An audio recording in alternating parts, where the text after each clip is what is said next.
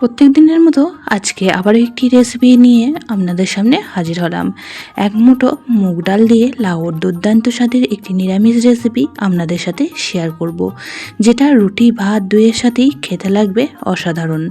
নমস্কার বন্ধুরা, মাই কিচেন মাই ব্লগে সবাইকে আবারও একবার স্বাগত। আসুন তাহলে শুরু করে ফেলি আজকের রেসিপি। আজকের রেসিপিটি বানানোর জন্য এখানে আমি একটা লম্বা লাউ নিয়ে নিয়েছি।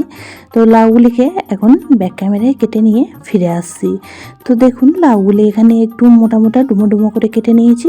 আজকের রেসিপিতে বেশ কিছুটা পরিমাণ আলুর ব্যবহার করব, তো আলুগুলিও বড় বড় সাইজ করে কেটে নেব। আর এদিকে নিয়ে নিয়েছি ছোটো বাটির এক বাটি মুগ ডাল। তো এই মুগ ডাল দিয়ে লাউর রেসিপিটি আজকে তৈরি করব, যেটা কিন্তু দুর্দান্ত স্বাদের তৈরি হয়। তো ডালটা এখন একটা বড় বাটির মধ্যে দিয়ে দিলাম, আর 2-3 বার জল পাল্টে খুব ভালো করে ধুয়ে নেব। যেহেতু ডালের মধ্যে অনেক পাউডার থাকে, তাই ডালটা খুব ভালো করে ধুয়ে নিতে হবে। ডাল ধুয়ে নিয়ে চলে এসেছি, আর ডালের নিচে দেখুন 1 চামচ পরিমাণ জল আছে। তো এই জলের মধ্যেই ডালটাকে এখন রেখে দেবো, তাতে করে ডালটা খুব সুন্দরভাবে নরম হয়ে যাবে। একটা বাটিতে নিয়ে নিয়েছি বেশ কিছু গুঁড়ো মশলা, সামান্য একটু জল দিয়ে মশলাটা গুলে রেখে দেবো। তো এখানে ব্যবহার করেছি 1/4 চামচ জিরে গুঁড়ো, 1/4 চামচ হলুদ গুঁড়ো, আর 1/4 চামচ কাশ্মীরি রেড চিলি পাউডার। তো সামান্য একটু জল দিয়ে মশলাগুলো গুলে একটা সাইডে রেখে দেব। এখন গ্যাসের মধ্যে একটা কড়া বসিয়ে এখানে দিয়ে দিচ্ছি 2 চামচ পরিমাণ সর্ষের তেল। তেল খুব ভালো করে গরম হয়ে গেলে এখন কেটে রাখা আলুগুলিকে ভেজে নেব। তো এখানে বেশ কিছুটা পরিমাণ আলু আমি ডুমো ডুমো করে কেটে নিয়ে গিয়েছিলাম। তো আলুগুলিকে প্রথমেই ভেজে নিচ্ছি, যেহেতু লাউ খুব নরম একটি সবজি, খুব তাড়াতাড়ি রান্না হয়ে যায়। তার কারণে আলুগুলিকে প্রথমেই যদি একটু ভেজে নেওয়া হয়, তাহলে রেসিপিটা কিন্তু একদমই ঝটপট তৈরি হয়ে যাবে। আলুগুলি লাল করে ভেজে নিয়েছি, এখন একটা পাত্রে তুলে রাখবো। তো আলুগুলি তুলে রাখার পর কড়ার মধ্যে যে তেলটা রয়েছে তার মধ্যে বাকি রান্নাটুকুনি কমপ্লিট করে নেব। একটা তেজপাতা আর সাথে দিয়ে দেবো 1/2 চামচ গোটা জিরে। তো ফোড়নগুলিকে কয়েক সেকেন্ড ভেজে নেব। ফোড়নের কালার চেঞ্জ হয়ে গেলে এখানে দিয়ে দেবো একটা মিডিয়াম সাইজের টমেটো কুচি।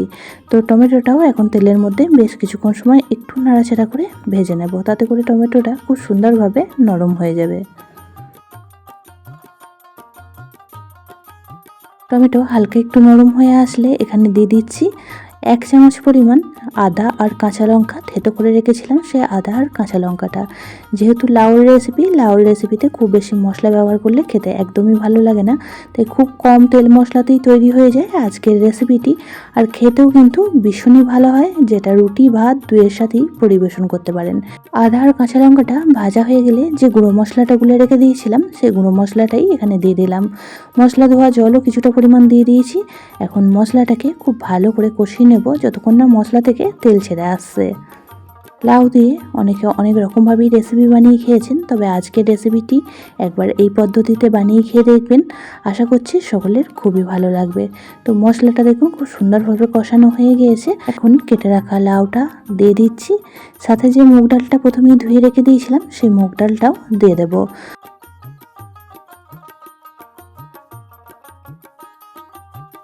লাউ আর মুগ ডাল দুটো উপকরণকে এখন তেলের মধ্যে বেশ কিছুক্ষণ সময় একটু কষিয়ে নেব। লাউ খেতে অনেকে পছন্দ করে, আবার অনেকে পছন্দ করে না।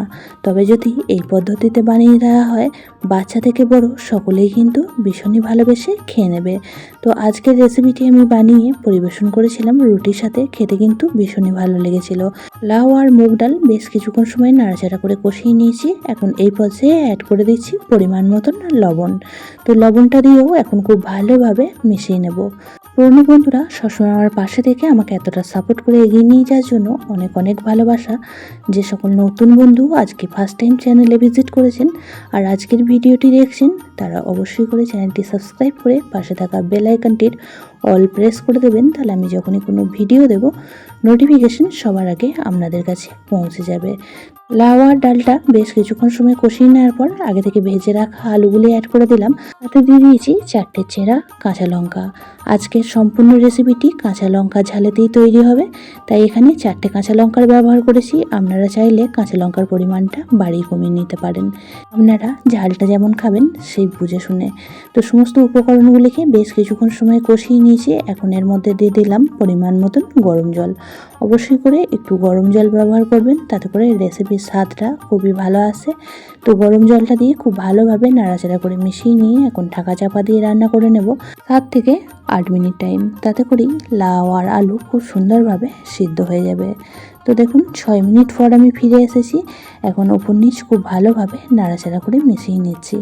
আজকের রেসিপিটি একটু ঝোল ঝোল রাখবো, তার জন্য জলের পরিমাণটা প্রথমেই একটু বেশি করেই অ্যাড করে দিয়েছি। তো এই পর্যায়ে লাউ, আলু, ডাল খুব সুন্দরভাবে সিদ্ধ হয়ে গিয়েছে।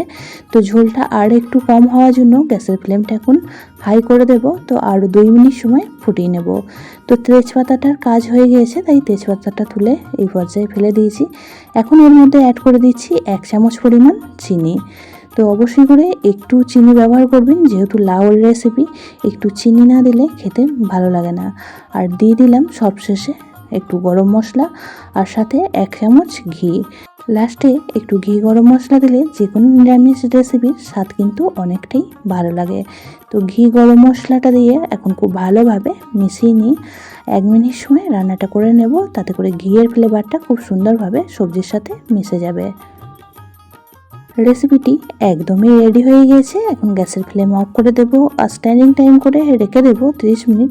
তারপর একটা পাত্রের মধ্যে সার্ভ করে দিচ্ছি।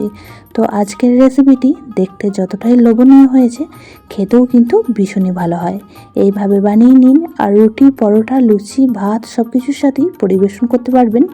খেতে কিন্তু ভীষণই ভালো হয়। একদমই সহজ সাধারণ একটি রেসিপি আপনাদের সাথে শেয়ার করলাম। কেমন লাগলো অবশ্যই কমেন্ট বক্সে জানাবেন। যদি রেসিপিটি কোনো অংশে বেশি ভালো লেগে থাকে তাহলে একটা শেয়ার করে দেওয়ার অনুরোধ রইল। সবাই খুব ভালো থাকবেন, সুস্থ থাকবেন। আবারও দেখা হচ্ছে অন্য একটি নতুন রেসিপি বা অন্য কোনো ব্লগের সাথে। ততক্ষণের জন্য সবাইকে টাটা।